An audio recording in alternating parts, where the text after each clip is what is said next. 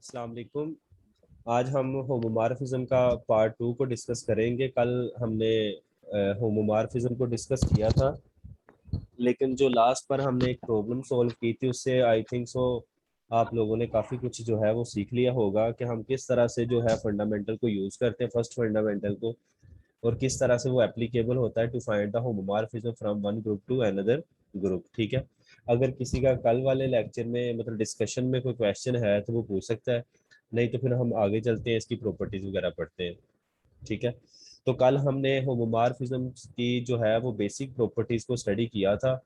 जिस तरह हमने कहा था कि आइडेंटिटी हमेशा आइडेंटिटी पे मैप करती है, और इमेज का जो ऑर्डर होता है वो प्री इमेज के ऑर्डर को क्या करता है, डिवाइड करता है। इस तरह के हमने कल रिजल्ट्स को डिस्कस किया था। आज हम कुछ होमोमॉर्फिज्म के जो है वो रिजल्ट्स को पढ़ेंगे। ठीक है, आप लोगों ने आई थिंक सो काफ़ी लोगों ने निलपोटेंट ग्रुप और सोलेबल सोलेबल ग्रुप भी पढ़े होंगे। ठीक है, तो वहाँ पर भी कुछ इस तरह के रिजल्ट हैं जो कि हम आज होमोमॉर्फिज्म में पढ़ेंगे। ठीक है, तो वहाँ पर भी आप लोग बेसिकली तो होमोमॉर्फिज्म को यूज़ कर रहे होते हैं, तो हम देखते हैं इसको कि ये प्रॉपर्टीज हमें क्या कहती है। ठीक है, निलपोटेंट ग्रुप और सोलेबल ग्रुप जो है ये बहुत ज़्यादा इंपॉर्टेंट है अगर अब्दुलसलाम के लिए आप लोग शॉर्ट लिस्ट हो जाते हैं इंटरव्यू के लिए। ठीक है, क्योंकि उसमें ये एडवांस चीज़ें पूछते हैं, सीलो थ्योरम पूछते हैं, ठीक है, पी ग्रुप पूछते हैं, और सोलेबल ग्रुप पूछते हैं, और निलपोटेंट ग्रुप पूछते हैं। इंशाल्लाह आप लोग शॉर्ट लिस्ट होंगे। तो हम इन जो है प्रॉपर्टीज को डिस्कस करते हैं। इसमें वो कहता है कि अगर हमारे पास जी टू जी डैश की तरफ अगर होमोमॉर्फिज्म है, तो पहली प्रॉपर्टी में वो कहता है कि फाई ऑफ एच जो है वो हमारे पास phi of H, H belong कर रहा है एच से, इज अ सब ग्रुप ऑफ जी डैश। मैंने कल भी बताया था, अगर आपको याद हो, कि अगर हम जी से जी प्राइम की तरफ जाते हैं तो मैप हमारे पास फाई है। तो जाहिर बात है ये जरूरी नहीं है कि एपी हो। एपी का क्या मतलब होता है कि पूरा का पूरा सेकंड ग्रुप जो है वो यूज हो रहा हो। तो अगर इसके कुछ एलिमेंट्स भी यूज होते हैं, फॉर एग्जांपल आइडेंटिटी यूज हो रही है और साथ इसमें वन की क्लास यूज हो रही है, तो एच हमारे पास क्या होगा इस वक्त, आइडेंटिटी होगा और वन की क्लास होगी। तो ये जो हमारे पास यहाँ से ये जो एलिमेंट्स है जितने भी जो मैप हो रहे हैं उस पर जाके ये वाले, या यहाँ पर टू भी लगा ले, ये वाली चीज। तो ये वाली जो चीज है टू की क्लास, जीरो वन टू की क्लास जो होगी हमारे पास, ये किसकी सब ग्रुप होगी, ये जी में। ठीक है, ये जी का सब ग्रुप होते हैं, जी प्राइम का, सॉरी। तो यहाँ पर दूसरा रिजल्ट हमने कल भी पढ़ा था कि यहाँ पर जो जी का कर्नल होता, फाई का कर्नल होता है, कर्नल ऑफ फाई जो होता है वो बेसिकली सब ग्रुप भी होता है किसका भला, जी का, और नॉर्मल भी होता है जी में। तो ये हम दोनों बातों को कल डिस्कस कर लिया था। नंबर टू क्या है, if H is cyclic, if H is cyclic then phi of H is क्या होगा, साइक्लिक होगा। कि हमारे पास साइक्लिक का जो इमेज होता है वो भी हमारे पास क्या आता है, साइक्लिक आता है। ठीक है, चले मैं आप लोगों से एक क्वेश्चन यहाँ पर पूछता हूँ, एक सेकंड जरा, ये मैं यहाँ पर लिखता हूँ।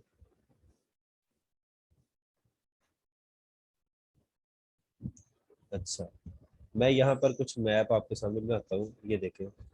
ये आपके सामने मैंने A3 लिखा है, इसमें आइडेंटिटी होती है और क्या होती है, अल्फा होता है, और क्या होता है, अल्फा स्केयर।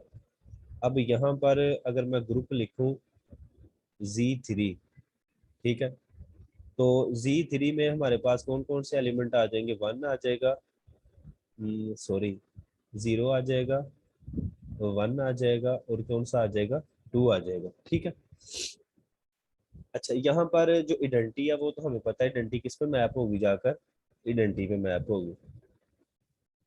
अब Z3 में वन का जो है, वन क्लास का जो ऑर्डर है वो क्या है थ्री में, Z3 में अगर आप देखें तो, क्योंकि ये अंडर एडिशन ले रहे हैं, तो इसका ऑर्डर क्या होगा वन क्लास का, आई थिंक सो थ्री होगा। थ्री। और टू का जो ऑर्डर है वो यहाँ पर क्या होगा, वो भी हमारे पास थ्री ही होगा। सही है।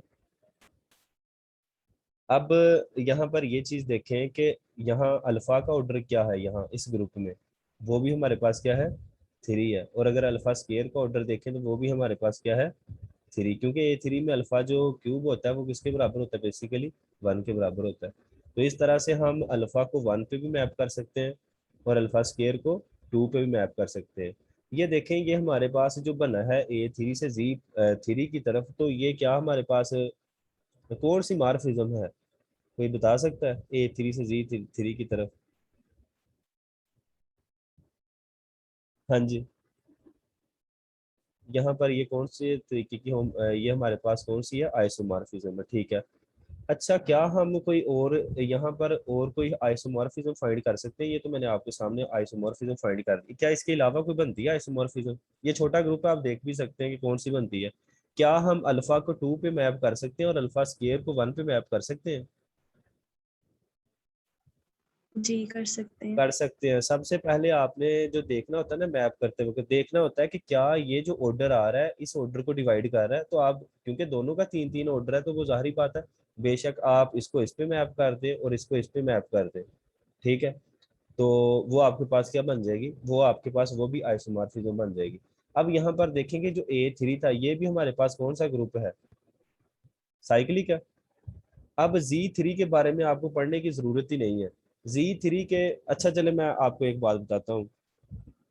यहाँ पर अगर हम इस चीज को देखें तो यहाँ पर अगर मैं फॉर एग्जांपल, मैं ये बात ट्रू नहीं है, मैं वैसे आपको समझाने के लिए कह रहा हूँ। ये अगर 3 एलिमेंट, ऐसा हो नहीं सकता, मैं पहले कह रहा हूँ 3 एलिमेंट अगर 2 एलिमेंट्स पे मैप करते, इन दो पे ही सिर्फ मैप करते और होमोमॉर्फिज्म बन जाती, तो मुझे बताएं कि यहाँ पर A3 तो साइक्लिक था, फिर किस ग्रुप ने साइक्लिक होना था? Z3 ने साइक्लिक होना था या और किसी ने साइक्लिक होना था? और किसी चीज ने साइक्लिक होना था? रेंज में साइकिल हो रहा था।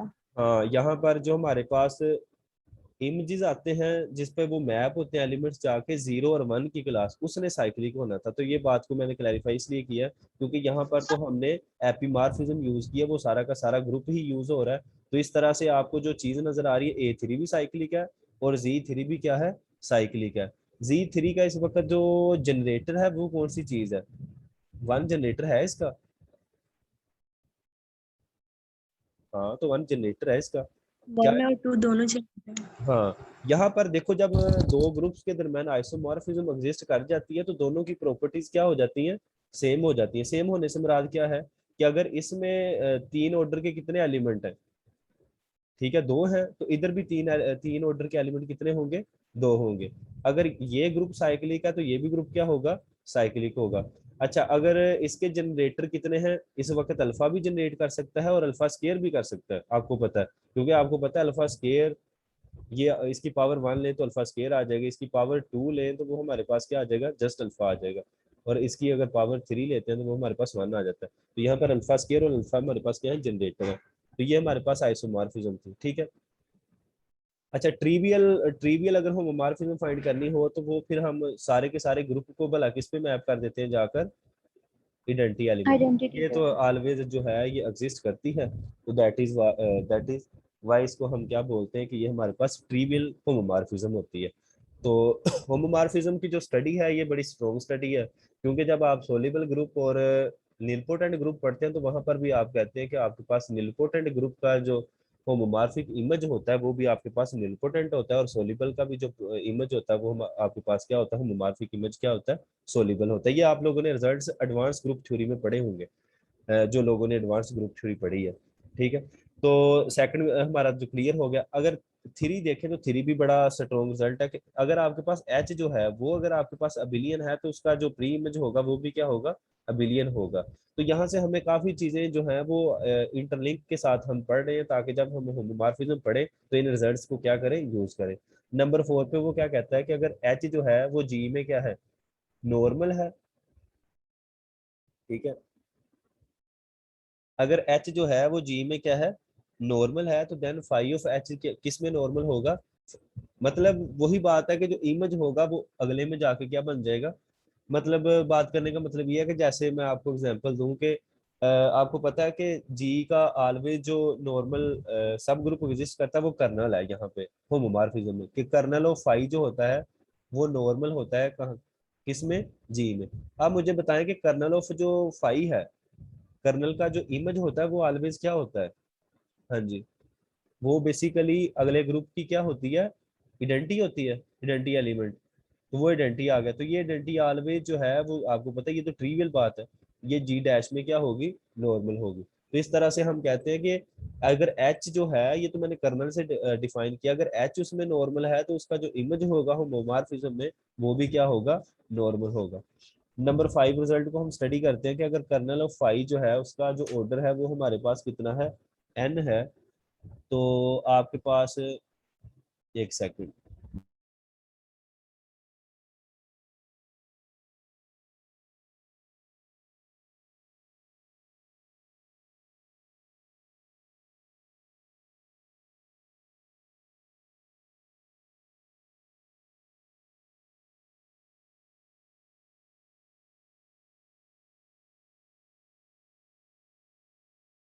अच्छा तो ये रिजल्ट नंबर 5 जो है इसमें कहता है कि अगर कर्नल का ऑर्डर एन है then phi is an 1-to-1 mapping from G onto phi of जी।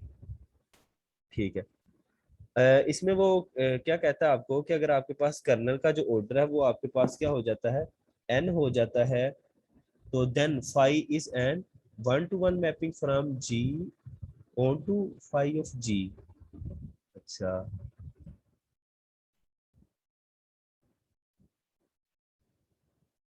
इसमें वो क्या चीज कहना चाह रहा है, एक सेकंड इसको मैं रेज करता हूँ। इस बात भी उसने n to 1 बोला होगा।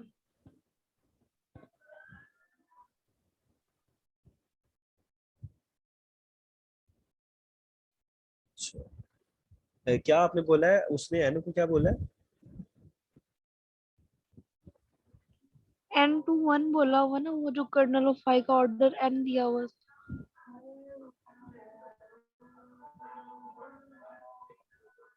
अच्छा, यहाँ पर 1-to-1 mapping from G to, अच्छा वो कहता है कि अगर आपके पास कर्नल फाई का जो ऑर्डर है वो आपके पास एन है, तो then phi is 1-to-1 mapping from G to G prime. जी मुझे बात की समझ नहीं आ रही कि किस तरह से उसने इसे 1-to-1 कहा। अच्छा,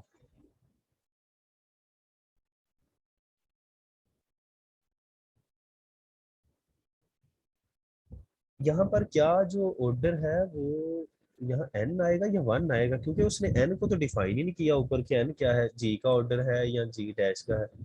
क्या मैं सही कह रहा हूँ कि यहाँ पर जो कर्नल का ऑर्डर है वो 1 आएगा, तो फिर आपके पास जो है, क्योंकि 1 आने से मुराद है कि उसकी आइडेंटिटी आ जाए, ट्रिवियल आ जाए, तो फिर 1-to-1 होता है, आई थिंक सो।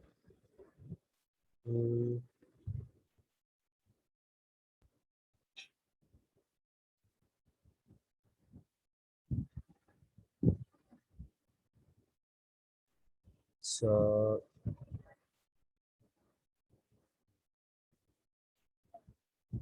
अगर कर्नल का ऑर्डर 1 है, मुझे तो जहां तक समझ लगी है, मुझे तो ये समझ आई है कि अगर कर्नल ऑफ फाई का जो ऑर्डर है वो आपके पास अगर फॉर एग्जांपल वो अगर आपके पास 1 हो जाता है, तो 1 होने से मुराद है कि जाहिर बात है होमोमॉर्फिज्म में तो 1 ऑर्डर होने से मुराद क्या कि ऑलवेज जो है आइडेंटिटी आइडेंटिटी पे मैप करती है, तो उसमें कौन सी चीज आ जाएगी, आइडेंटिटी आ जाएगी।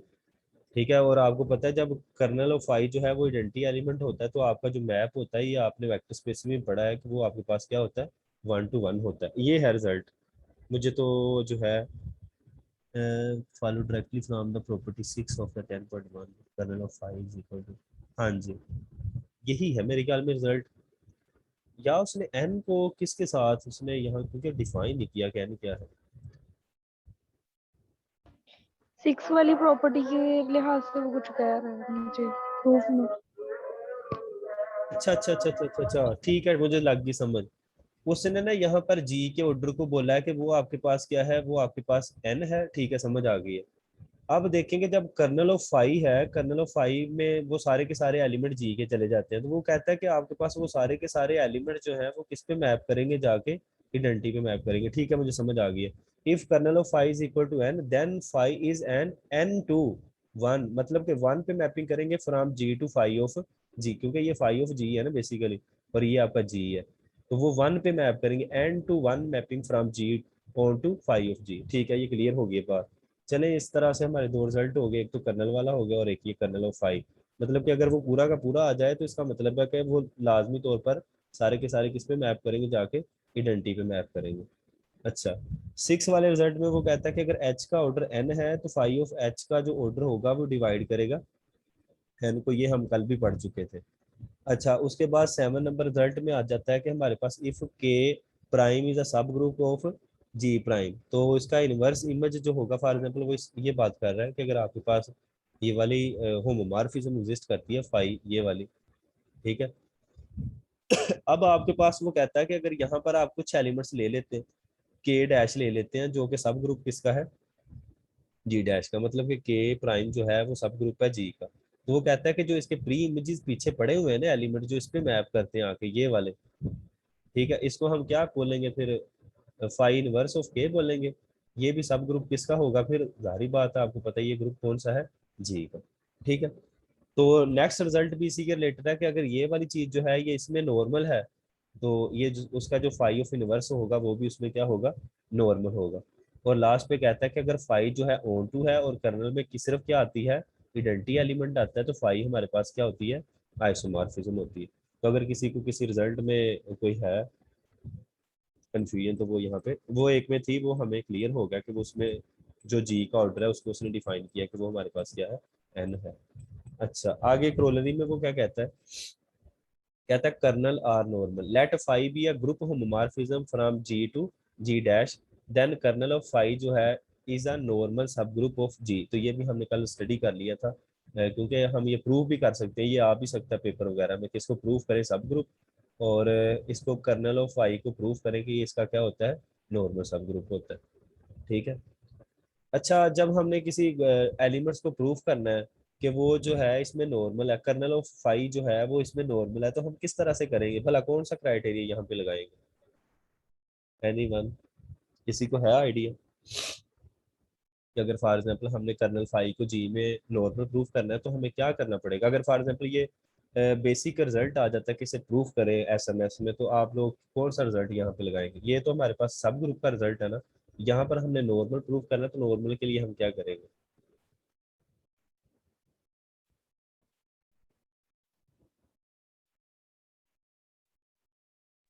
यहाँ पर आप लोग कौन सा क्राइटेरिया लगाएंगे, नॉर्मल सब ग्रुप क्राइटेरिया, ठीक है। आप वहां पर जो सा भी क्वेश्चन करते हैं बस उस क्वेश्चन का तरीका लिख दें, फिर वो सही हो या ना हो वो खुद सही कर देते हैं, ठीक है। तो यहाँ पर आप लोग बेसिकली क्या कर रहे होते हैं, आप लोगों ने ये वाला क्राइटेरिया पढ़ा होगा, ठीक है। अगर ये बिलोंग दोबारा से कहाँ कर जाए, एच में, तो इसका मतलब होता है कि हमारे पास जो एच होता है वो जी में क्या होता है, नॉर्मल होता है। और आपको पता है यहाँ ए और ए इनवर्स जो है ये कहाँ से बिलोंग कर रहे होते हैं, हाँ जी, ये बेसिकली जी से बिलोंग जी कर रहे हो। अब यहाँ पर आप जब आपने कर्नल को प्रूव करना है, तो कर्नल हमारे पास सेंटर में हम किसका एलिमेंट लेंगे, कर्नल का लेंगे, और साइड पर किसका लेंगे, जी का, और यहाँ पर हम किसका एलिमेंट लेंगे, जी इनवर्स का। सही हो गया। अब हमने ये प्रूव करना है कि ये जो एलिमेंट्स हैं ये कहाँ से बिलोंग करने चाहिए, कर्नल। हाँ, के में से बिलोंग, कैपिटल के में से बिलोंग करने चाहिए। तो ये हमारा जो प्रूफ है ये आप कर सकते हैं कि किस तरह से जी के और जी का इनवर्स जो है वो आपके पास क्या करता है, से बिलोंग करता है, ठीक है। तो क्या यहाँ से आप कुछ कह सकते हैं इसके बारे में भी, किस तरीके से हमारे पास जो है ये कैसे के में से बिलोंग करेगा, है किसी को आइडिया यहाँ पे, कोई शॉर्ट ट्रिक के जी इनवर्स जो है ये किस तरह से के से बिलोंग करेगा,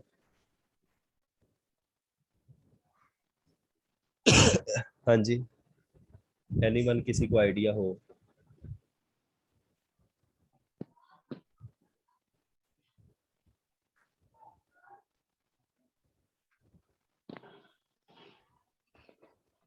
चले ये प्रूव करने की कोशिश कीजिएगा कि किस तरह से, क्योंकि ये शॉर्ट ट्रिक होते हैं यहाँ पर। अगर कर्नल को सब ग्रुप प्रूव करना है तो फिर आप लोगों ने कर्नल के दो एलिमेंट लेने होते हैं, एक के वन लेना होता है और एक के टू का क्या लेना होता है, इनवर्स। अगर वो दोबारा के से बिलोंग कर जाए तो इसका मतलब होता है कि जो आपका कर्नल होता है वो क्या होता है, सब ग्रुप होता है जी का। तो ये बेसिकली मैं आपके सामने इसलिए ये तरीके वगैरह बताता हूँ क्योंकि वहाँ पर जब आप लोग क्वेश्चन हल करने की ट्राई करेंगे, अगर आपके पास, अगर आपको नहीं भी क्वेश्चन आता तो आप वहाँ पर उसका शॉर्ट ट्रिक लिख दें कि ये हम ट्रिक को यूज़ करके इसको प्रूफ कर सकते हैं। ज़रूरी नहीं है कि मैथमेटिक्स की सारी प्रूफ ही करनी आए आपको, लेकिन आपको तरीका आना चाहिए कि हमने यहाँ पर कौन सा टूल इस्तेमाल करना प्रूफ करने के लिए। अच्छा, यहाँ पर एग्जाम्पल नंबर 9 में भी उसने होमोमॉर्फिज्म दी है कि हम इस होमोमॉर्फिज्म को Z12 से Z12 कौन सी होमोमॉर्फिज्म है, ये वाली, कि हम इसको किस तरह से प्रूफ कर सकते हैं। तो आप इसको इजीली अंडर एडिशन ग्रुप में तो 2 अगर एलिमेंट लें तो ये क्या हो जाएगा 3x प्लस क्या हो जाएगा y हो जाएगा। तो इसको आप क्या लिख सकते हैं 3x प्लस क्या लिख सकते हैं 3y। तो ये आपके पास फाई ऑफ x हो जाएगा और ये आपके पास फाई ऑफ क्या हो जाएगा y। That is a homomorphism from Z12 to Z12। तो ये उसने कर्नल भी फिर बता दिया कि कर्नल के कौन से एलिमेंट है। तो कल हमने इस तरह की जो है वो एग्जांपल्स को अच्छी तरह से किया था, ठीक है। अब अगर आप Z12 से Z13 की तरफ होमोमॉर्फिज्म फाइंड करना चाहते हैं तो इसका एक फार्मूला होता है कि पहले तो आप ये देख लेंगे कितनी एग्जिस्ट करती है।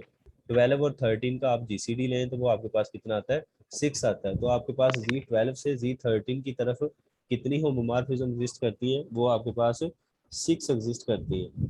अच्छा, यहाँ पर मेरा एक क्वेश्चन है आप लोगों से, क्योंकि ये मैंने बात काफ़ी दफ़ा डिस्कस की है कल की, कि क्या होमोमॉर्फिज्म को हम फंक्शंस के साथ ही डिफाइन कर सकते हैं या कोई और भी वे है। फॉर एग्जांपल जिस तरह से हमने कल z/9z को हमने प्रूव किया था होमोमॉर्फिज्म z/11z, तो क्या कोई हम ज़रूरी है कि क्या एक स्ट्रक्चर से दूसरे स्ट्रक्चर तक हम फंक्शन के तहत आए या कोई और भी वे है। फर्स्ट फंडामेंटल थ्योरम को यूज करते हुए हाँ, रिक्वेस्ट। यहाँ पर आप फर्स्ट फंडामेंटल को तो ठीक है, आपने बिल्कुल ठीक कहा है, क्योंकि उसका तो हमें सहारा लेना पड़ता है जब हमने वो कर्नल और इन फाई ऑफ जी को देखना होता है, ठीक है। तो यहाँ पर मैं जो बताना चाह रहा था, बाद में कहना चाह रहा था कि अगर आप फंक्शन से होमोमॉर्फिज्म फाइंड नहीं भी कर सकते, जैसे कि ये मैंने ऊपर ये जो होमोमॉर्फिज्म थी ये बेसिकली फंक्शंस के साथ है, आप उसको स्ट्रक्चरली जो है वो उसको स्ट्रक्चर में भी देख सकते हैं कि किस तरह से होमोमॉर्फिज्म जो है by using the properties of homomorphism. आपको पता है यहाँ पर हमने 15-16 प्रॉपर्टीज पढ़ी है होमोमॉर्फिज्म की, तो वो अगर सबको आती हैं तो वो आप यूज करके तो होमोमॉर्फिज्म डिफाइन कर सकते हैं, ठीक है। अब ये वाली एग्जांपल बड़ी अच्छी है, एग्जांपल नंबर 11, इसको हम करते हैं। वो कहता है कि अगर आप मैपिंग लेते हैं कहाँ से कहाँ, SN से कहाँ तक, Z2 की तरफ। अब आपको पता है Z2 में कितने एलिमेंट होते हैं, एक तो 0 होता है और दूसरा कौन सा होता है 1 होता है, यही होता है ना Z2। और SN में 2 क्लासेस होती है, कौन कौन सी भला। एक आपके पास AN की क्लास होती है, इसको आप क्या बोलते हैं, इसको अगर मैं लिखूं तो E.P, इसका क्या मतलब है भला। Even permutations. और अगर मैं दूसरा लिखूं यहाँ पर उसको BN कह दूं तो उसको मैं क्या लिखूंगा कि यहाँ पर वो क्या है O.P, ठीक है। तो यहाँ पर इवन परमोटेशन तमाम की तमाम को मैं कहाँ पर मैप कर रहा हूँ 0 पे, और ओड परमोटेशन को कहाँ पे मैप कर रहा हूँ 1 पे। तो यहाँ पर आप देख सकते हैं कि इवन परमोटेशंस में जो है इवन परमोटेशंस की डेफिनेशन का भी आपको पता है। तो यहाँ पर वो कह रहा है कि take an even permutations to a 0 and odd permutation is a 1 is a homomorphism. तो ये आपके स्ट्रक्चरली आप इसको प्रूव देख सकते हैं कि ये वाकई होमोमॉर्फिज्म एग्जिस्ट कर रही है। यहाँ पर कोई बता सकता है कि इस होमोमॉर्फिज्म में जो कर्नल है ये फाई है ना बेसिकली ASN से किस तरफ Z2 की तरफ, तो कोई बता सकता है कि कर्नल ऑफ फाई क्या है यहाँ पर। AN। हाँ, पूरा का पूरा जो अल्टरनेटिंग ग्रुप है वो आपके पास यहाँ पर कौन सा किरदार अदा कर रहा है, किसका कर रहा है आप कर्नल का, ठीक है। अब यहाँ पर जैसे कि अमारा ने बताया कि फर्स्ट फंडामेंटल, तो फर्स्ट फंडामेंटल में आपको पता है कि G/कर्नल ऑफ फाई जो होता है वो आपके पास आइसोमॉर्फिक किसके होता है फाई ऑफ G, बेसिकली तो यही होता है ना फाई ऑफ G, वो एपी हो तो फिर उसमें जाके G' होता है। तो अब अगर आप देखें यहाँ पर G का ऑर्डर क्या था, हाँ जी G का ऑर्डर क्या है बताएं जरा। N factorial. n फैक्टोरियल, और अगर आप नीचे देखें तो क्या बनता है n फैक्टोरियल ओवर 2। तो ये n फैक्टोरियल से n फैक्टोरियल कट गया तो आंसर हमारे पास क्या आया है 2। तो आप देखेंगे फाई ऑफ G जो है उसमें भी जो ऑर्डर है वो कितना है, बेसिकली कितना फाई ऑफ G का ऑर्डर है 2 है। तो यहाँ पर एक ही पॉसिबिलिटी हमारे पास बचती थी, वो हमने यहाँ पर चेक कर ली। तो that is the homomorphism from SN to Z2, ठीक है। अच्छा, ये तो हमने देख लिया कि ये हमारे पास क्या है, क्या कहते हैं होमोमॉर्फिज्म है। क्या आप इसको आइसोमॉर्फिज्म कह सकते हैं, क्या ख्याल है आपका इस बारे में। हाँ जी, कौन बताएगा, क्या आप इसको आइसोमॉर्फिज्म कह सकते हैं, और अगर नहीं कह सकते तो क्यों नहीं कह सकते। 1-1 मैपिंग नहीं है तो नहीं कह हाँ सकते। जी, बिल्कुल बिल्कुल आपने सही कहा। यहाँ पर आपको बेसिकली जो AN है ये नजर तो क्या आ रहा है आपको नजर क्या आ रहा है, यहाँ पर एक एलिमेंट नजर आ रहा है, ऐसे ही है ना। लेकिन आपको पता है यहाँ कितने एलिमेंट्स छुपे हुए हैं, ए एन में कितने छुपे हुए हैं, आप कह सकते हैं एन फैक्टोरियल ओवर 2, ऐसे ही है ना। तो देखिए ना आपके पास कितने एलिमेंट्स हैं जो जीरो पे जाके मैप कर रहे हैं, तो इसका मतलब है ये 1 to 1 तो ना हुई। तो इस तरह से ये हमारे पास आइसोमॉर्फिज्म नहीं है। और अगर वैसे भी अगर बंदा जिसने ग्रुप थ्योरी पढ़ी है वो किस तरह से मानेगा कि एस एन जो है वो Z2 के आइसोमॉर्फिक है, फिर तो बात ही बड़ी आसान होगी। हम एम परमोटेशन ग्रुप की स्टडी करते हैं, हम तो बेसिकली Z2 की स्टडी कर लें तो फिर वो काफी नहीं हो जाएगी, तो ये आइसोमॉर्फिज्म एग्जिस्ट नहीं करती। तो फर्स्ट जो है वो आइसोमॉर्फिज्म थ्योरम को हमने कल भी डिस्कस किया था, आई थिंक सो ये जॉर्डन ने दिया था जो है इसका। Let phi be a group homomorphism from G to G dash, तो कहता है कि जी ओवर जो कर्नल ऑफ फाई होता है, ये बड़ा इंपॉर्टेंट रिजल्ट है, काफी ग्रुप थ्योरी में यूज होता है। तो ये आपका किस पे मैप कर, सॉरी ये किसके बराबर होता है, फाई ऑफ जी। यहाँ पर अगर आप इसको प्रूव करना चाहते हैं तो ये जो फाई होता है ये बेसिकली डिफाइन कैसे होता है कि आपका जी कर्नल फाई, क्योंकि आपको पता है कि हम इसको इसी तरह से डिफाइन करते हैं ना जब कोशेंट ग्रुप होता है। तो ये बेसिकली बताएं किस पे मैप करेगा जाके, जी कर्नल ऑफ फाई किस पे मैप करेगा जाके, फाई ऑफ जी पे मैप करेगा सिंगल एलिमेंट पे। तो इस तरह से हम इसको डिफाइन कर रहे होते हैं, ठीक है।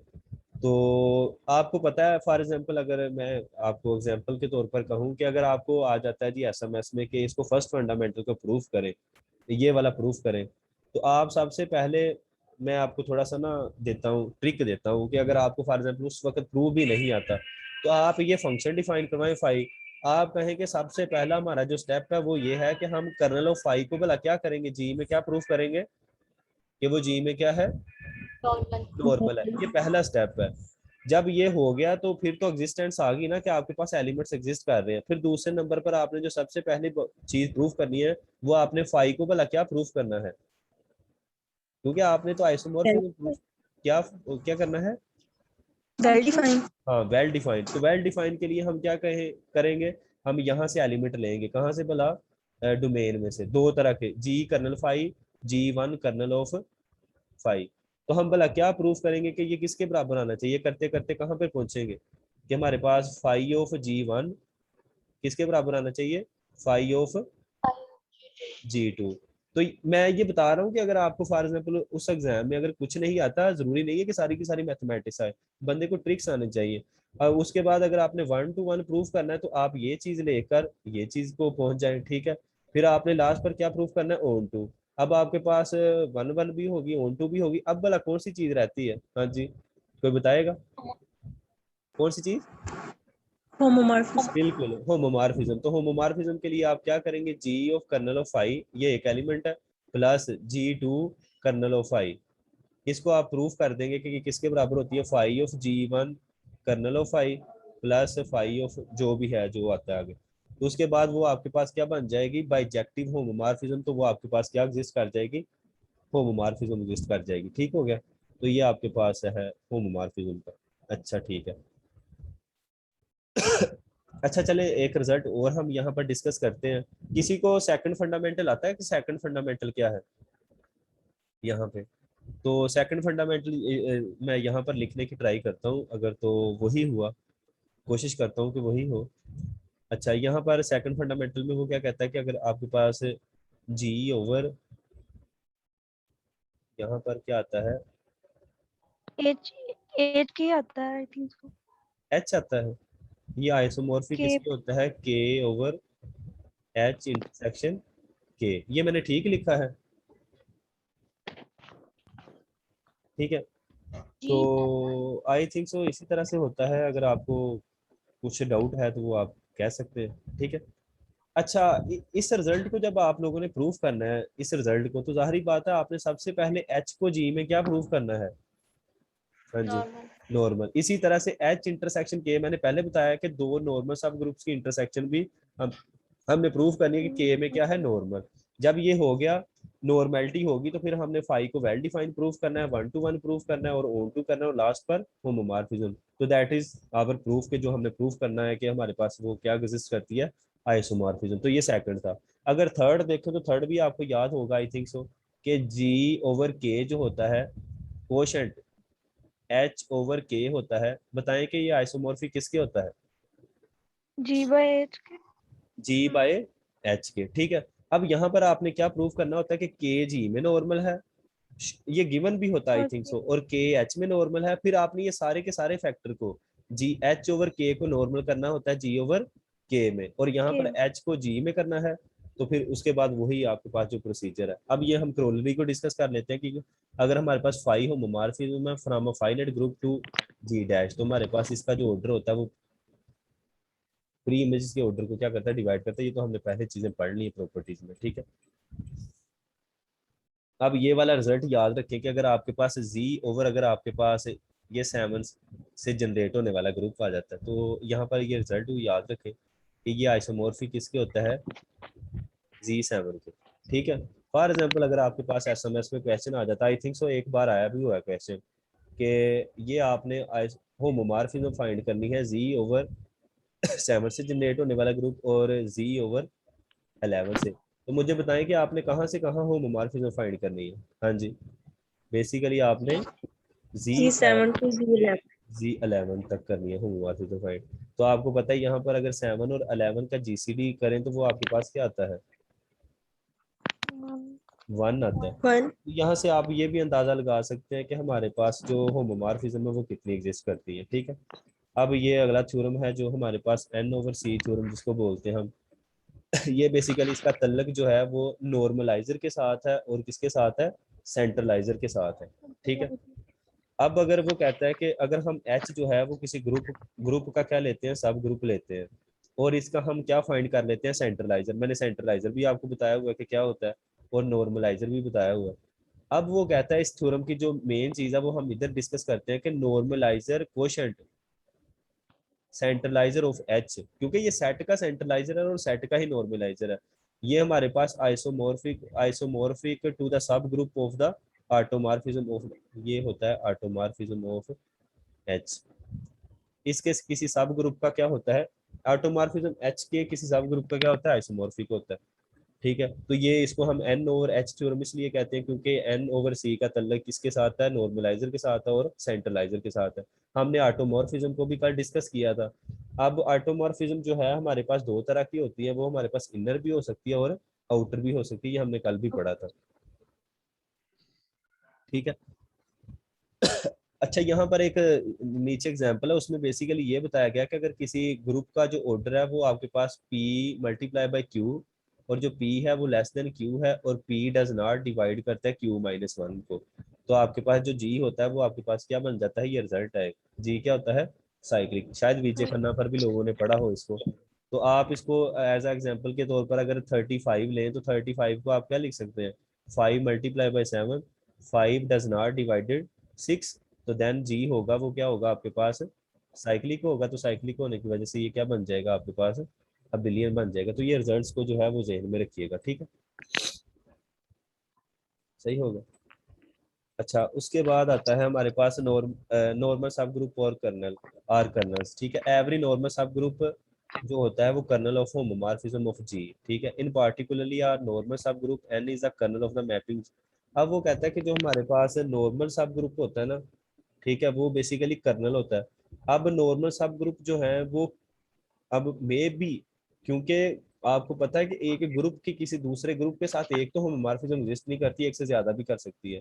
तो मे बी एक होमोमॉर्फिज्म के लिए वो कर्नल हो और दूसरे के लिए वो कर्नल हो। तो वो कहता है कि जो नॉर्मल सब ग्रुप होते हैं वो ऑलवेज क्या होते हैं, किसी ना किसी होमोमॉर्फिज्म के क्या होते हैं, कर्नल होते हैं। अगर आपको इस बात की अंडरस्टैंडिंग हुई है तो ठीक है, किसी ना किसी ग्रुप के क्या होते हैं, कर्नल्स होते हैं।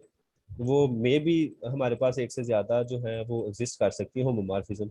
यहाँ पर लास्ट पर हमारे पास 2 मिनट बचते हैं, तो यहाँ पर मैं कुछ बात यहाँ पर आपसे डिस्कस करूंगा कि ठीक है, जो हमारे पास कैले थ्योरम है, कैले थ्योरम आपको पता है कि वो हमने कहा था कि एवरी ग्रुप जो है वो आइसोमॉर्फिक है इसके परमुटेशन ग्रुप के। क्या कोई इसको एन अदर वे से डिफाइन कर सकता है कि अगर आपसे कोई कहे कि इसके अलावा क्या कोई वे है इसको डिफाइन करने का, तो क्या वे है इसको डिफाइन करने का, एनीवन, कैलेस थ्योरम को। Every group can be embedded into a group of some permutation group. हाँ जी बिल्कुल, ये बहुत अच्छी बात है इमेंड करना, कि किसी ग्रुप को हम किसी दूसरे ग्रुप में जाकर क्या कर सकते हैं, इमेंड कर सकते हैं। एक मिनट, ये मैं चीज बताता हूँ कि अगर हमारे पास यहाँ पर एक ग्रुप है, तो यहाँ पर एक हमारे पास बड़ा ग्रुप है जी डैश, वो कहता है कि एवरी जो ग्रुप होता है वो परमोटेशन ग्रुप में जाकर इम्बेंड किया जा सकता है, उसमें जाकर यहाँ पर उसकी, अगर ये जी डैश के साथ कौन सी मैप बन सकती, सॉरी सॉरी सॉरी, यहाँ पर ये जो ग्रुप है ये वाला इम्बेंड किया है, इसके साथ हमारे पास कौन सी मैप बनती है, अगर आपको याद हो तो 1-to-1 मैप बनती है। तो ये बेसिकली कैले थ्योरम होता है। तो कैले थ्योरम में बाज बात हमें अगला ग्रुप ही नहीं मिल रहा होता जिसके हमने उसको आइसोमॉर्फिक प्रूफ करना होता है, ठीक है। तो फिर हम उसको आइसोमॉर्फिक तो नहीं प्रूफ करेंगे, बल्कि उसको वहां पर जाकर क्या कर देंगे, इमेंड कर देंगे। और इमेंड कैसे किया जाता है, मैंने अभी बताया कि कौन सा उस मैप को क्या प्रूव करेंगे कि वो जो मैप है उस ग्रुप के, फॉर एग्जांपल यहाँ पर मैं अगर एग्जांपल के तौर पर थोड़ा सा मजीद बताऊं कि अगर यहाँ पर जी है और ये हमारे पास परमोटेशन ग्रुप एस एन है, अब यहाँ पर हमें ये जो एच है ये मिल गया।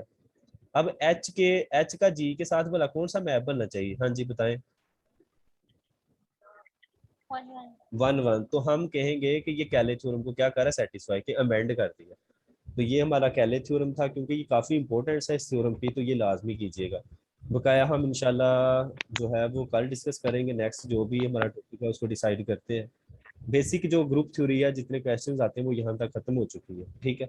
बकाया हम नेक्स्ट जो भी प्रोसीजर है उसको देखते हैं इंशाल्लाह। तो फिर हम नेक्स्ट सब्जेक्ट को शुरू करते हैं या नेक्स्ट मीटिंग। ओके जी, अल्लाह हाफिज़।